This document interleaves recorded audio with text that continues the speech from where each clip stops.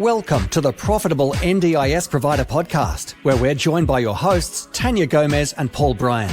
In each episode, we'll be sharing valuable insights and tips to help you turn your NDIS business into a profitable venture.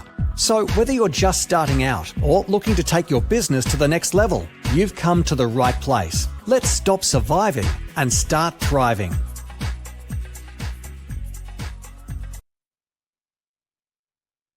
Welcome to the Profitable NDIS Provider Podcast. I'm Tania and I'm joined with my wonderful co-host, Paul. Welcome, Paul. How are you today? I'm wonderful. Thank you very much. How are you going today, Tania? Yeah, it's a beautiful summer's day in November and I'm really excited to have a chat to you today. We're going to be talking about what separates providers from who is going to last and those who don't. Yeah, tell me where this episode came from, Paul, and what we're going to be talking about today. Oh, look, we've I think we've seen a lot of providers who have built a lot of sustainable business processes. We've also talked to a lot of providers who have probably fought against bringing their business into the current climate, and I think we've both seen a massive split between people who move ahead and continue to innovate and move with the market, and people who are just going, this is the way we've always done it, this is the only way you can do it. And it's slowly killing businesses. Yeah. I think there is definitely two different types of providers. And for me, it's like the ones I want to work with and the ones that I don't want to work with.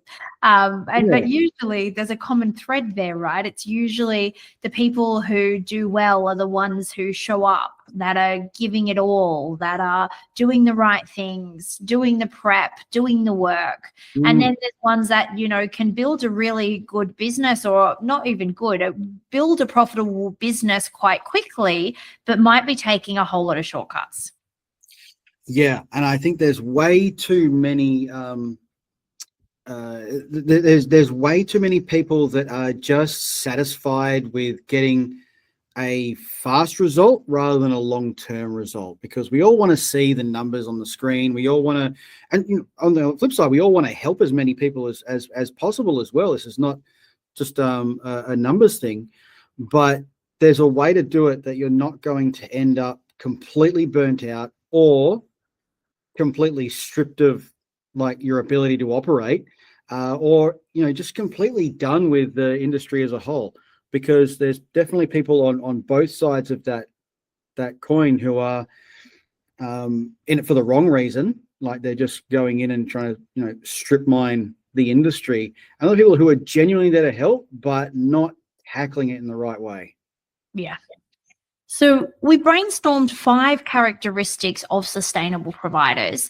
The first one that really stood out for me was that they operate with structure, not chaos. And that's really around having good systems, their intake process, their onboarding, their incident management, their worker screening, service agreements, billing. All of that is systemized. It's not done by luck. It's not done by mistake or by accident. It has a very specific process and a way of being done. That's kind of the first thing that stood out for me. What was the first what was the second characteristic? Well, they build capacity before they grow, and I think a lot of people kind of worry about the chicken or the egg. Like, do I need staff or do I need clients? But you can actually build that capacity before you start moving forward, so you're going to have a long-term view. So they're not rushing to scale, because everyone wants to be the big business and put out the big information and go, oh, I'm this big. But stabilizing your first few participants, which is a fantastic place to be able to build those systems and build that structure with your first few participants before it gets top heavy. Being able to hire ahead, and also building a leadership structure that isn't just friends because you've known each other, but actually a leadership structure that allows you to grow from there. And also, being able to have those things in place that are going to allow you to make those key decisions moving forward, rather than worrying about I call it sticky tape and clag glue inside of your head that make all the bits and pieces run. Because when you've got that first bit of capacity, you can grow a lot simpler. Yeah. Yep. The next one for me is that they understand their numbers. That's like just really is the difference between a business that's going places and a business that's very short term. If they don't understand occupancy, their utilization, their margins, and even comparing margins at different registration groups, if they don't deeply understand their cost of service delivery or costs of their workforce, usually businesses that aren't doing well haven't got that level of clarity or transparency in their numbers. And it's a little bit of a sign to me of how sophisticated the business is how well do they truly understand their numbers, and how do they track their numbers, things like cash flow forecasts as an example. That's a really big giveaway for me of a very sustainable business. Oh, look, I remember chatting with some providers a couple of years ago and they were asking me about, what should they spend in certain areas? And I said, what does your budget say? And they said, what budget? And I was just really, really worried at that point about, you haven't got a budget for your business. Look, one of the next things I think, and this is really important, I think you'll probably agree with me, is that they invest in compliance and quality early, and not because I think a lot of people put this off because they fear the audit. I've definitely seen a lot of people really worried and get really stressed around the idea of audit. But knowing that your compliance not done right actually just burns through staff and clients, because it really does mean you're not systemizing things properly. And quality is your strategy, not a box tick, right? And when you have quality as a strategy, it infiltrates your hiring, it infiltrates how you market, it infiltrates your network, it infiltrates your systems and processes. And it has such a wider scope than just, yes, we're compliant. Yeah, absolutely. And being compliant and going through audit can be different things, right? Like you can actually be compliant and be unregistered. That's the other thing, is that if you've made the business choice that actually registration's too expensive and doesn't make sense right now, doesn't mean you can't operate with the quality systems in place and you can't act like you are registered.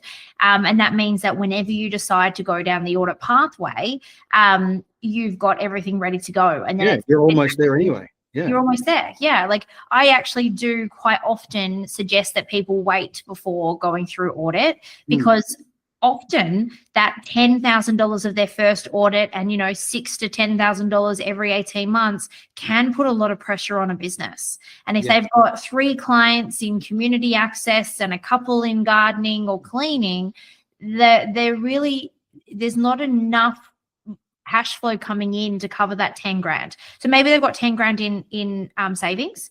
And when I talk about 10 grand, what I'm talking about is that's like the rough audit cost the first time to get your policies in place, your insurance is right, your company set up correctly, and pay for the auditor. Generally, you'll get a little bit of change for 10 grand, but not a lot. And so usually I would tell people not to go to audit till you have 10 grand in a profit account, and then decide if that's the best use of that money. But that doesn't mean you don't need to focus on quality, or that you can't focus on quality while you save up that money, and making sure that your intake is correct and your service agreements are correct, and that you're storing things in lines with the privacy agreements, and you're meeting your SHADS award compliance. Because when people talk about compliance, they often are just talking about the practice standards, but every business has ASIC requirements, ATO requirements, workers' comp requirements, or work cover requirements. There's lots of a SHADS award. All of those things are additional to the NDIS practice standards, and you need to be meeting all of those things as a business. And so, definitely starting with quality early is not, is a non-negotiable for me. The next one is about retaining staff and really focusing on culture and consistency. I believe that people stay because stay in roles where their expectations are clear. They're not constantly changing direction and getting seasick, when they're going from this way to this way all the time. They're building sustainable environments where workers understand what good looks like and why their work matters. And that's something that is a really big sign. If you find out retention rates of someone's business, that'll often show you who's going to be here long term and who won't. Really good pressure test, right? Being able to see how their staff churn is looking like. And they go, yeah, we've got like clients coming in all the time. But if your staff is churning over, then you've got a clear problem that's not going to be sustainable. And everyone worries about the SHADS award, but like this is measurable over time across all different industries and including in the NDIS space, is that people stay for culture, not for a pay packet. And, when there's not a lot of wiggle room about what you can actually pay someone because of the margins, investing in your people, actually having like contact with them. And just because you're the owner doesn't mean you need to be separated up in a high hill. The strongest cultures have the owner, the visionary of the business, visibly or audibly available to the team on a semi-regular basis. And it's such a crucial component that we've built it into what we do with all the people we work with. Yeah. I think we've definitely found a few things over time, Tania, you and I, that make providers, we can almost tell where they're going to end up. Because there's a few things we can see when we hear someone say certain things. We just know if you don't change that, you're going to have some serious problems. So one of those key areas I found that if someone's on a path to probably failure at some point, is they're just operating in a gray zone. There's no documentation. The reporting is lackluster at best. The team aren't accountable for the work they're doing. And everyone's always putting out fires more than actually leaning into the systems and processes. And those things always, you can't grow out of that. You can't go, I just need more clients, then I'll have more revenue to make this not work. That doesn't happen, and it never happens. And it will catch up with people eventually. Yeah, absolutely. The next characteristic of providers who I see on the road to failure is that they grow quicker than their capacity. They sign 20 participants, but they have systems for 2, and chaos just reigns supreme, right? They just have so much chaos between not having things they need, not being able to deliver support, not being able to roster the shifts, not being able to actually deliver high quality service, and then poor communication with workers, staff, stakeholders. And they might get participants in the door, but then there's a very quick high turnover of those participants and the staff supporting them. Yeah, it can be very, very problematic. Look, I think the next thing is really just, we looked at before around finances, but really just understanding the unit economics of their business. So, how they're pricing, even in this market, I'm seeing people playing with the price guide going, I'm just going to charge this because they don't have enough funding or whatever it is. Or, they're pushing the boundaries on what they're paying. I think a lot of people avoid financial clarity because numbers scare them. When we talk about budget, for instance, people just don't do it because they're worried about what the outcome will be. But you can't do anything unless you know what it is, right? Yes. Owners underpaying themselves. That's why I love the whole idea of the profit first way of operating, is because you give yourself that capacity to do it. And when you are pressed and under stress and you have no finances, that's when bad decisions start to get made. Yeah, 100%. That's what I see as well. And the NDIS has such a tight profit margin that, you sneeze and you lose money, or there's a payment delay and you're behind, or you have a vacancy, or, any of those things can really impact you in a big way. And that's where people start making bad decisions, not paying correctly, cutting corners, all of those things, as opposed to using something like the profit first model where they work out their percentages, they work out their budgets. They, even if they're a SIL provider, they can actually then work out, having not just a budget for for a house and the business then a house, but each participant is their own cash center, and really making sure that they've figured out what the economics are at a really granular level. Yeah, 100%.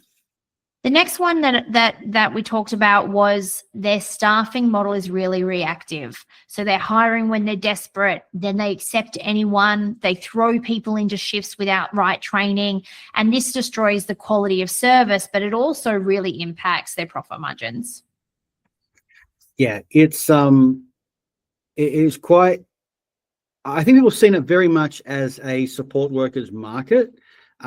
Fewer support workers, and so people hire, we call it frenzy hiring, just trying to get anyone to fill a role, whether it's support work or in operations, and they haven't pre-built the system that they're going to use, and so they're going to go, they bring in maybe an ops manager and say, hey, build the system, and they go, well, I don't know, I've never built systems before, so they're handing on an area, or they're hiring support workers just to get someone, but we've got to, I think actually standing back and waiting for the right people is one of the key things you can do, because when you have the right team, they will build the business with you. But if you've got the wrong team because you just hired anyone, they're going to help it crumble a lot faster than it needs to.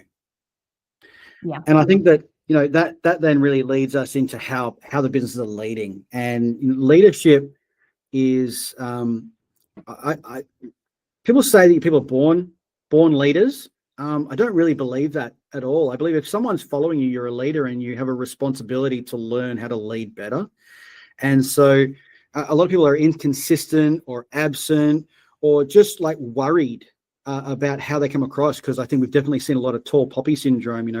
We've had those bosses who are those not nice people, and we don't want to be that person, so we just don't turn up at all, which ends us being that boss that's not nice to work with, right? And so it depends on their mood, on their energy level. If you're the leader, if you're the boss, if you're the employer, it's your job to cast vision, to actually get people around you, because without that stable direction, people will just go wherever. They're not going to be following a specific path. Yeah. So we've now talked about the 5 characteristics of providers who are going to make it and the 5 that we think are going to not make it. What do you think then makes providers able to stay in the game for long term? What's the first thing you see? Well, I mean, you've got to have a real business and not treat it like you've got another job, right? It's not a hustle. It's not, let's just see if this works. You can see if like a online market works, or Facebook, Facebook marketplace business is a side hustle. This is a real business where you really need to have a structured, documented process. And so when you have that in place, you've got a business that can grow and be sustainable, weather change, remain nimble for changes as well, but not just allowing it to be, oh, let's see if this works, because you're never going to put in the effort if you just kind of hope it's going to be a job that you can leave if it's easy. Yeah. Yeah, the next one that I see is, again, the idea of embracing regulation rather than resisting it. So actually looking at the practice standards as the floor, not as the ceiling. They're a starting point. And that they know that the quality and safeguards, if they follow quality and safeguards, they're actually going to outlast people who then cut corners and try to do things the quick, easy, cheap, nasty way.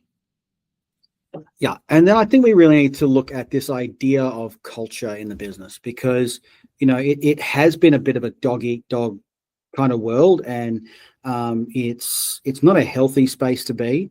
Thinking about how you're actually building sustainability into your workforce. If your team feels supported and trained and valued, they're going to provide better support, which is going to be better for your business. But if they're burnt out, they're not going to be great support workers, which means you're going to be losing staff and you're going to be losing clients. Yeah, absolutely. What was the next one that we had? It's just this idea of being able to build decision-making frameworks, because if you haven't got a really clear plan on how you're going to, weather changes and bits and pieces, you're going to have a real issue with knowing what's next and how to operate. I speak to a lot of people who just feel decision fatigue is just getting them all the time because they're having to make all these different decisions. But you need a process for problem solving and, making sure that problems are resolved fast. Yeah. Yeah. I love that one too. The one that's definitely up my alley is like really fast adaptation. Providers who wait too long miss opportunities. You really need to be able to be lean and agile and shift as things shift. And, when we've been discussing this, I've been sitting here thinking about, well, what about all those large not-for-profits? What about those not-for-profits? They definitely care about regulation. They definitely do the things that we would expect a provider to do. They're very long-term. But where they fall down is their ability that they can adapt, their leanness, their agileness, their ability to move quickly and change things as the sector changes. And I really think that that's one of the main reasons that so many not-for-profits are falling over at the moment, is just the amount of time it takes them to do things, the amount of bureaucracy internally, the amount of extra documents that these nimble, small and medium businesses just don't even have to think about. They don't have that. We've always done it this way. We've been running 150 years and we've always done it that way. So how could we possibly not do it that way? So yeah, I think fast adaptation is really a really strong sign of someone who's going to go well, especially because of the huge number of regulatory, contractual changes in the space at the moment. But we have seen it ongoing since the scheme rolled out. 100%. It's just are you Blockbuster, where you just sit in that one way of doing things, or are you Netflix, who is actually leading the way in the new options of how you're going to do business?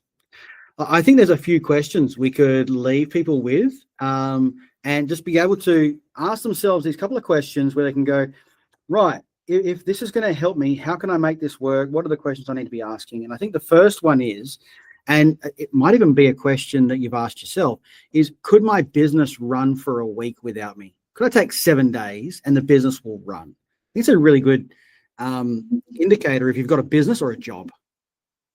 Yes, absolutely. I love that analogy. Have you got a business or have you got a job? I think that really speaks to a lot of the issues in businesses who don't make it long term. The next question that I'd have people ask themselves is, do I know my true cost to deliver each service? As we talked about before, I think that's vital. Yeah. And then, do I have a stable, documented intake process, or is it just held together with sticky tape? And if I'm not there, it doesn't happen. Yeah. And I guess you could sub intake process with any process, right? Really do have stable processes, which leads to the next question, which is, could I pass an audit tomorrow? If you have the NDIS Commission knock on your door tomorrow for an unannounced visit, would you pass? If not, there's an area of improvement right there. 100%. I love this one because it's just asking, do your workers know what good looks like? Do they know what awesome looks like? Or have we assumed that they have the same standards as us? And so not actually gone, this is what our awesome level of support looks like. Yeah. The next one is, do I have predictable revenue and predictable quality? Are there mechanisms in place making sure that revenue is going to come through each and every day or week? And that there's systems in place to ensure that quality happens each and every day? Look, I think they need to make sure that's happening because we're just seeing it being questioned so much more. And last one, for you as the leader, do I lead consistently, or only when things implode do I turn up? Proactively leading is always going to help you grow your business better. Yes. And I guess if someone's answered no to these, then there's concern, right? There's sustainability would be at risk, and they really need to start to do some work on their business, on their cost of delivery, on their processes, on their governance or their management leadership. to make sure that they have a really strong foundation as things continue to shift in the space. Yeah, 100%. So don't let your business just operate how it has, because that's how we've seen a lot of providers really struggle. Always be looking at, how can I be a better leader? How can we make sure our systems and processes are working really well? Are we operating compliant all the time? Do my team know what awesome looks like? Awesome questions. Tania, how can they get some help with this? Look, I think, if they need help with systems and processes, that's definitely something that I can help with. We do things like process mapping workshops where we work out what your processes are. But I think just even internally, they should be doing internal audits. And I don't mean against practice standards. I mean, they should be health checking their business. They should be meeting with accountants. They should be meeting with team. They should be meeting with their HR teams. They should be meeting with people like me and you for support if they need help, and realize that longevity is not a secret. Sustainable providers follow very simple disciplines consistently. They work out their cadences, they know what's important, and they do what's important, not just what's urgent. And I think that for me, that makes the difference, is someone that's working through systematically the important things to keep their business moving ahead versus someone who's in firefighting mode. So good. Yeah. And not everything has to be done now, right? Just like you said, what's urgent versus what's important. Look, thank you so much for listening here, guys. We just wanted to go through and highlight some of these key areas and really pose those questions so you can do a bit of that quick audit yourself and really understand where you're at and what your next steps are to make sure that you're going to be one of the sustainable providers that continue to grow and help more people. Thank you very much for listening. Thanks so much. We look forward to seeing you guys again next Tuesday. See you later. Thanks for tuning in to another episode of the Profitable NDIS Provider Podcast with Tania Gomez and Paul Bryan. We hope you found today's episode informative and valuable. If you enjoyed the show, please don't forget to subscribe, leave us a rating, and share it with others who could benefit from our insights. Until next time, keep thriving.